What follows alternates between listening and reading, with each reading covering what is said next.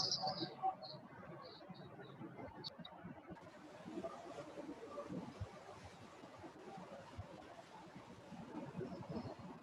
اللہ الرحمن الرحیم.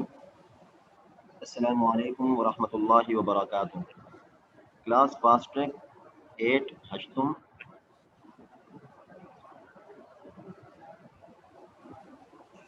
آپ صلی اللہ علیہ وسلم کے اخلاق کے متعلق اور آپ علیہ السلام کے پیاری عادات شریفہ کے متعلق جو سبق ہمارا چل رہا تھا، اخلاق نبی صلی اللہ علیہ وسلم، یہ مضمون ہے ہمارے سبق کا.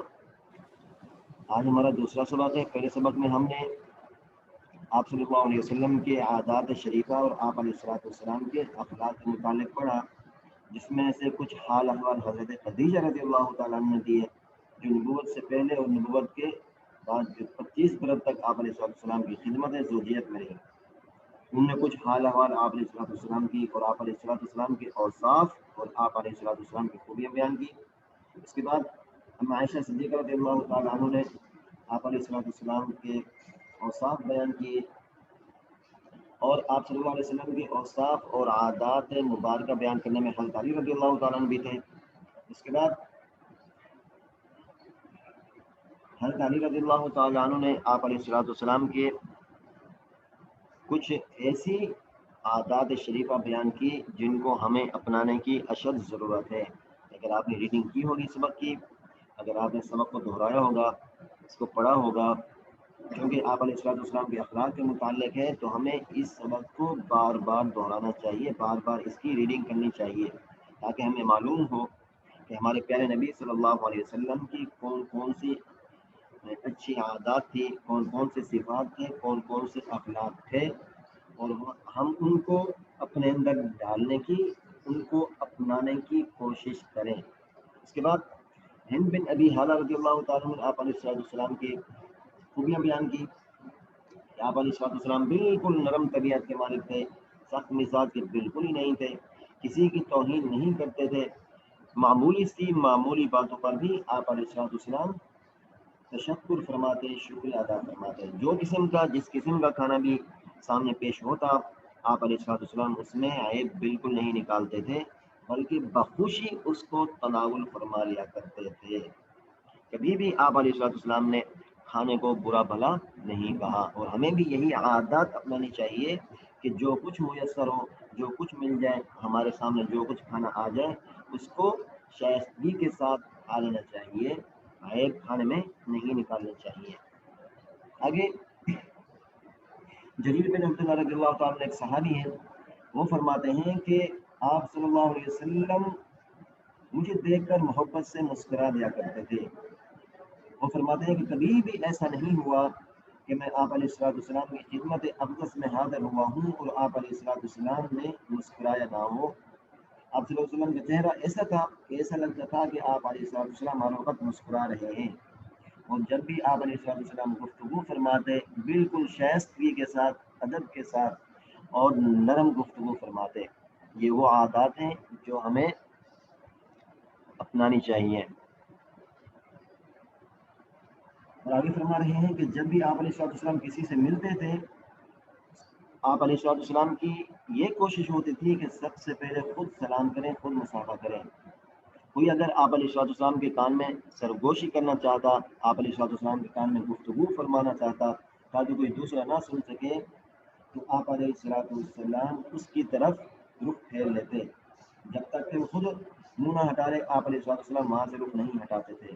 اور سلام کرتے وقت بھی آپ علیہ السلام کا یہی معمول تھا کہ جب تک مصافحہ کرنے والا، ہاتھ ملانے والا، سلام کرنے والا آپ علیہ السلام سے ہاتھ نہ چھڑا لیتا، آپ علیہ السلام اس سے ہاتھ نہ چھڑاتے تھے.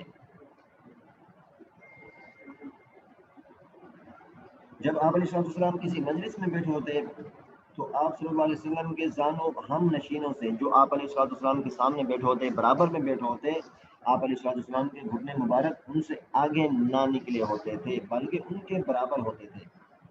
ایک دفعہ آپ صلی اللہ علیہ وسلم سعد بن عبادہ ایک صحابی ہیں، ان سے ملنے گئے. جب واپس آنے لگے تو انہوں نے اپنے صاحبزادے قیس رضی اللہ تعالیٰ کے ساتھ کر دیا کہ حضرت صلی اللہ علیہ وسلم کے ہم رکاب ہو جائیں، یعنی ساتھ ہو جائیں. حضرت صلی اللہ علیہ وسلم نے قیس رضی اللہ تعالیٰ سے کہا کہ تم بھی میرے اونٹ پر سوار ہو لو. انہوں نے بے ادبی کے لحاظ سے تعامل کیا تو آپ صلی اللہ علیہ وسلم ارشاد فرمائے کہ سوار ہو لو یا پھر گھر واپس جاؤ، اور وہ واپس چلے گئے. آپ علیہ السلام نے یہاں پر ناراضگی کا اظہار نہیں فرمایا. ایک دفعہ نجاشی کے ہاں سے ایک سفارت آئی، آپ علیہ السلام نے اس کو اپنے ہاں مہمان رکھا اور خود بنفس نفیس مہمانداری کے تمام کام انجام دیے. صحابہ نے عرض کیا کہ ہم یہ خدمت انجام دیں گے، تو آپ صلی اللہ علیہ وسلم نے ان لوگوں نے میرے دوستوں کی خدمت گزاری کی ہے.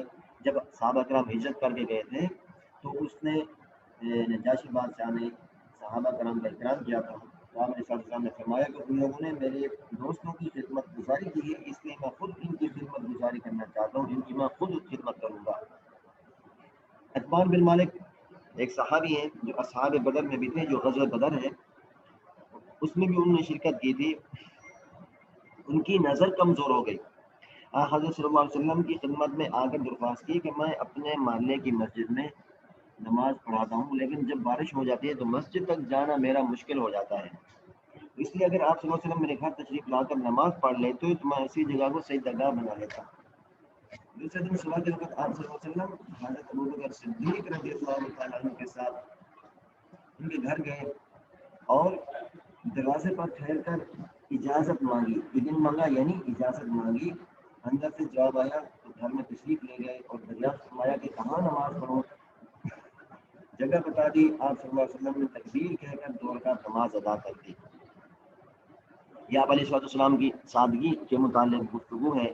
آپ علیہ السلام جب کوئی کسی کام کے لیے بلاتا یا کسی مقصد کے لیے بلاتا تو آپ علیہ السلام فوراً ان کی مدد کے لیے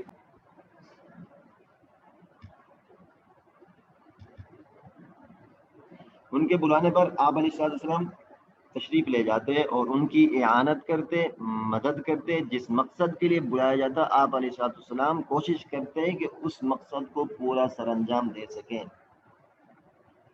ابو شعیب رضی اللہ تعالیٰ ایک انصاری تھے. ان کا غلام بازار میں گوشت کی دکان رکھتا تھا. ایک دن وہ خدمت اقدس میں آئے اور آپ صلی اللہ علیہ وسلم صحابہ رضوان اللہ تعالیٰ علیہم اجمعین کے حق میں تشریف فرما تھے اور چہرے سے بھوک کا اثر پیدا تھا.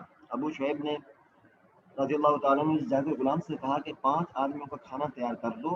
کھانا تیار ہو چکا تو حضرت صلی اللہ علیہ وسلم نے دعات کی کہ صحابہ رضی اللہ تعالیٰ عنہ کے ساتھ قدم رنجا فرما یعنی تشریف لے آئے. کل 5 آدمی تھے. راہ میں ایک اور شخص بھی ساتھ ہو لیا.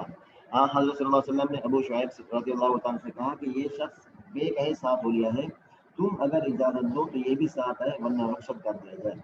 انہوں نے کہا کہ آپ صلی اللہ علیہ وسلم ان کو بھی ساتھ لے آئے، یعنی بنا اجازت کے ان کو ساتھ نہیں رکھنا چاہتے تھے. جب اس نے اجازت دے دی تو اس کو بھی اپنے ساتھ لے گئے. کسی شخص کی کوئی بات اگر ناپسند آتی تو اسی کے سامنے اس کا تذکرہ نہ فرماتے. ایک دفعہ ایک صاحب عرب کے دستور کے مطابق زعفران لگا کر خدمت اقدس میں حاضر ہوئے اور آپ صلی اللہ علیہ وسلم نے کچھ نہ فرمایا. جب وہ اٹھ کر چلے گئے تو لوگوں سے کہا کہ ان سے کہہ دینا کہ یہ رنگ ہو ڈالے. ایک دفعہ ایک شخص نے باریابی کی اجازت چاہی. آپ صلی اللہ علیہ وسلم نے فرمایا کہ اچھا آنے دو. وہ اپنے قبیلے کا اچھا آدمی نہیں تھا، لیکن جب وہ خدمت مبارک میں حاضر ہوا تو نہایت نرمی کے ساتھ اس سے گفتگو فرمائی. یعنی جو لوگ اچھے نہ ہوں ان سے بھی ہمیں پیاری اور نرم گفتگو کرنی چاہیے. حضرت عائشہ رضی اللہ تعالیٰ کو اس پر تعجب ہوا اور آپ صلی اللہ علیہ وسلم سے دریافت کیا کہ آپ صلی اللہ علیہ وسلم تو اس کو اچھا نہیں سمجھتے تھے. آپ علیہ السلام نے فرمایا کہ خدا کے نزدیک سب سے برا شخص وہ ہے جس کی بد زبانی کی وجہ سے لوگ اس سے ملنا جلنا چھوڑ دیں. سلام میں پیش دستی فرماتے. جب چلتے تو مرد عورتیں بچے جو سامنے آ جاتے آپ علیہ السلام کا یہ معمول تھا کہ ان کو بھی سلام کرتے. ایک دفعہ آپ صلی اللہ علیہ وسلم راستے سے گزر رہے تھے کہ ایک مقام پر مسلمان اور منافق و کافر یکجا بیٹھے ملے. آپ علیہ السلام نے سب کو سلام کیا، یعنی جو بھی ملتا جس سے بھی ملاقات ہوتی جو راستے میں آ جاتا آپ علیہ السلام سب کو سلام کرتے تھے. تو ہمیں بھی اس جو عادات یہ بیان ہوئی آپ علیہ السلام کے جو اخلاق اور عادات اور آپ علیہ السلام کے متعلق جو پیاری پیاری باتیں ارشاد ہوئی جو لکھی آپ نے سنی، ان تمام باتوں کو کوشش کریں کہ ہم اپنائیں. ان اخلاق کو ہم اپنے اندر ڈھالنے کی کوشش کریں. یہ تھا ہمارا سبق. آگے آپ نے کرنا کیا ہے یہ آپ سامنے دیکھ رہے ہیں کہ آپ کی اسکرین پر یہ شیئر ہو رہا ہوگا، آپ کو نظر آ رہا ہوگا آپ کی اسکرین پر کہ اخلاق نبی صلی اللہ علیہ وسلم، یہ ہمارا سبق ہے، یہ ہمارا چیپٹر ہے، مضمون جو چل رہا ہے اخلاق نبی صلی اللہ علیہ وسلم. جو آپ نے کرنا ہے کہ آپ سے ہم نے کہا تھا کہ اپنی کاپی میں 2 صفحے خوش خط لکھیں. اب آگے مزید آپ نے اپنی کاپی میں 2 صفحے خوش خطی کے لکھنے ہیں، اور اس مکمل چیپٹر کی آپ نے 3 مرتبہ بلند خوانی کرنی ہے. جی اگر کسی نے کچھ پوچھنا ہے تو بیٹا پوچھ سکتے ہیں. سر مجھے پوچھنا ہے. سر مجھے بھی. جی باری.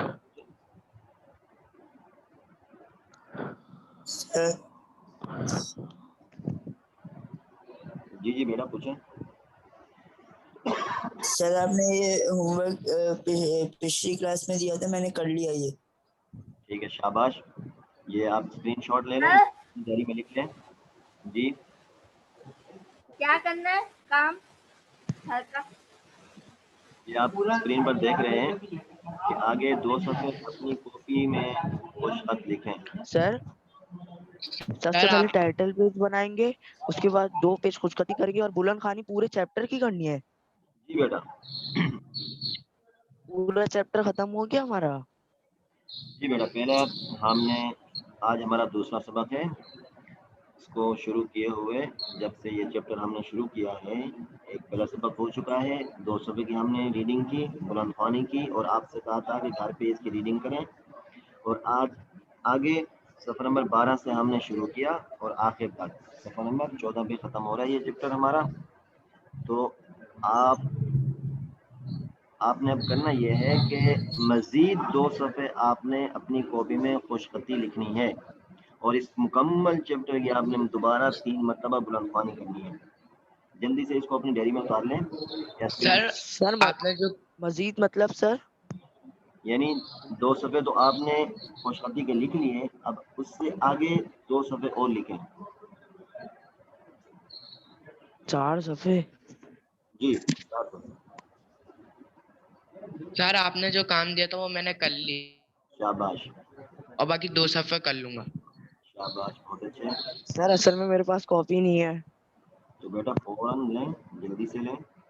چیپٹر ہمارا سر مکمل میرے پاس بھی کاپی نہیں ہے، میں نے رف کاپی میں کام کیا تھا. ٹھیک ہے کوئی بات نہیں. آگے جس کا اگر کورس نہیں ہے تو فوراً لے لیں. ہم اگلے دن سوالات کا سلسلہ شروع کریں گے. مشکل سوالات ہیں جو ہم ان سوالات کو شروع کریں گے. اگر آپ کے پاس کاپی نہیں ہوگی تو پھر کس طرح چلے گا، کس طرح کام مکمل ہوگا. جب کام مکمل نہیں ہوگا تو آپ کیسے پڑھیں گے، جب پڑھیں گے تو پھر آپ پیپر کیسے دیں گے، چلے جائیں گے آپ کو. سب نے ڈائری لکھ لی؟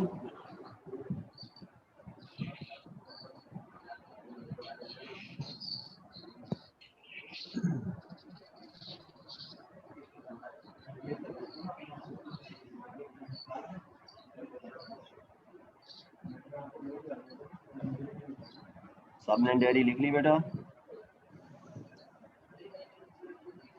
جی سر. ٹھیک ہے یہ کام کریں. ٹریننگ کرو بیٹا. عمر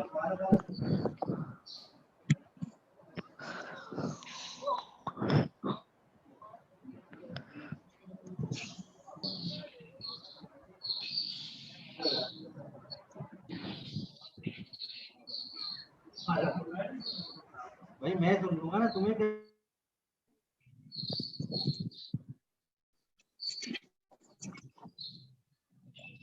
سر بلند خوانی اس کو کہتے ہیں؟ ریڈنگ کو. اس کو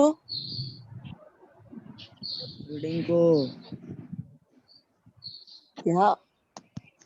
ریڈنگ کو، ریڈنگ کرنے کو. بھائی آج سے بڑا آواز نہیں آئے گی. بہرے ہو گئے ہو. ہم اپنی کلاس کا اینڈ کرتے ہیں، اختتام کرتے ہیں. انشاءاللہ تعالی اگلے سبق میں ملیں گے. یہ کام آپ کا مکمل ہونا چاہیے. آگے ہم اپنے مشقی سوالات کا آغاز کریں گے. اگر کسی کا کورس نہیں ہے تو وہ فوراً سب سے پہلے کورس لیں. ٹھیک ہے, اپنا خیال رکھیے گا, عبادات کا اہتمام کرتے رہیں. نیک اچھا مہینہ ہے, برکتوں والا مہینہ ہے, رمضان کا مہینہ ہے, تو زیادہ سے زیادہ عبادات کریں, زیادہ سے زیادہ نیکیاں کمائیں, اور زیادہ سے زیادہ دعائیں کریں گھر والوں کے لیے, اپنے لیے, والدین کے لیے, بڑوں کے لیے, بزرگوں کے لیے, اور اساتذہ کے لیے, اور میرے لیے. ٹھیک ہے, اپنا خیال رکھیے گا. السلام علیکم ورحمۃ اللہ وبرکاتہ. وعلیکم السلام.